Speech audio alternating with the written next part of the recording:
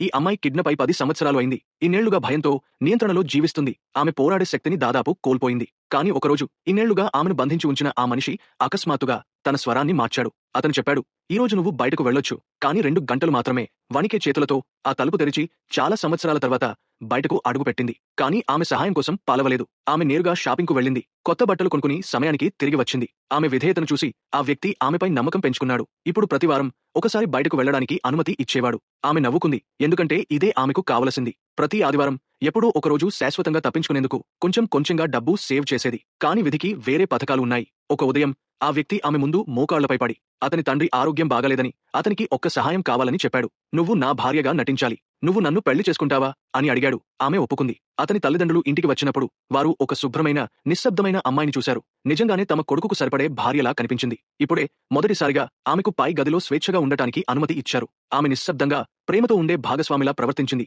కానీ ఆమె ప్రణాళిక మెల్లగా ఆకారం దాల్చుతోంది. ఒకరోజు షాపింగ్ చేస్తూ ఆమె దుకాణదారుని దగ్గర మెల్లిగా చెప్పింది, "నా పేరు సాండీ. నేను మిస్సింగ్ పర్సన్ల డేటాబేస్‌లో ఉన్న అమ్మాయిని." దుకాణదారు నిశ్శబ్దంగా చెక్ చేసి నిజం తెలుసుకుని షాక్ అయ్యాడు. ఆమె నిజంగానే 10 ఏళ్లుగా కనిపించని అదే అమ్మాయి. ఆ రాత్రి పోలీసులు తలుపు పగులగొట్టి లోపలికి దూసుకెళ్లి ఆ వ్యక్తిని అరెస్టు చేశారు. ఇప్పుడు ఆమె భయం శాశ్వతంగా పోయింది. ఆమె ఆ బంధనాల నుంచి బయటపడింది.